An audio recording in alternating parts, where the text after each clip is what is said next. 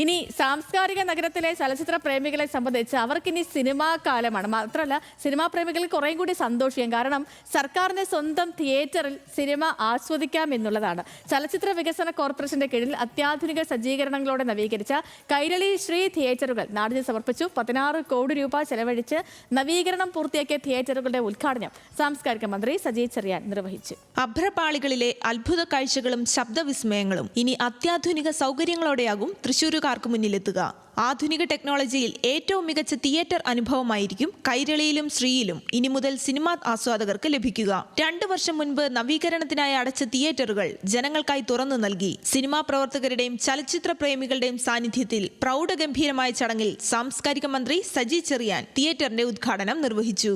മാനവികതയ്ക്കെതിരായി ലോകത്ത് നടക്കുന്ന കടന്നാക്രമണങ്ങൾക്കെതിരെ കേരള കൾച്ചറൽ കോൺഗ്രസ് സംഘടിപ്പിക്കുമെന്ന് മന്ത്രി പറഞ്ഞു. സമാധാനം, ഐക്യം എന്ന സന്ദേശം ഉയർത്തിയുള്ള കൾച്ചറൽ കോൺഗ്രസ് ഡിസംബർ 19, 20, 21 തീയതികളിൽ കൊച്ചിയിൽ നടക്കും. സിനിമാ പ്രേമികൾക്ക് അത്യാധുനിക സൗകര്യങ്ങളോടുകൂടിയുള്ള ഒരു കാഴ്ചാനുഭവം ഒരുക്കുക എന്ന ലക്ഷ്യം പൂർത്തീകരിക്കാൻ കഴിഞ്ഞതിൽ കേരളത്തിലെ LDF ഗവൺമെന്റിനും സാംസ്കാരിക വകുപ്പിനും അതിയായ അഭിമാനമുണ്ട്. 2030 ആകുമ്പോൾ നമ്മുടെ ലക്ഷ്യം 50 സ്ക്രീനുകൾ സജ്ജമാക്കുക എന്ന ലക്ഷ്യത്തിലേക്ക് നമുക്ക് എത്താൻ കഴിയുമെന്നാണ് ഞാൻ പ്രതീക്ഷിക്കുന്നത്. സിനിമാ പ്രദർശന സാങ്കേതികതയിൽ ലോകത്തിലെ ഏറ്റവും മികച്ച സാങ്കേതിക വിദ്യയാണ് ഇവിടെ ഒരുക്കിയിട്ടുള്ളത്. ബാർക്കോ കമ്പനിയുടെ RGB 4K ലേസർ പ്രൊജക്ടറുകൾ, ഹാർക്നസ് കമ്പനിയുടെ ഹ്യൂഗോ സിൽവർ സ്ക്രീൻ എന്നിവ തിയേറ്ററുകൾ ദൃശ്യവിസ്മയം ഒരുക്കും. KSFDC ചെയർമാനായിരുന്ന ഷാജി N കരുണിനെ അനുസ്മരിച്ചു തുടങ്ങിയ ചടങ്ങിൽ മന്ത്രി K രാജൻ അധ്യക്ഷനായി. 16 കോടി രൂപ ചെലവഴിച്ച് ചലച്ചിത്ര വികസന കോർപ്പറേഷൻ നവീകരണം പൂർത്തിയാക്കിയ തിയേറ്ററുകളിൽ വ്യാഴാഴ്ച മുതൽ പ്രദർശനം ആരംഭിക്കും. ഏറ്റവും മികച്ച സിനിമാ അനുഭവമായിരിക്കും തിയേറ്ററുകളിൽ നിന്ന് ലഭിക്കുകയെന്ന് സാങ്കേതിക വിദഗ്ധർ വ്യക്തമാക്കി.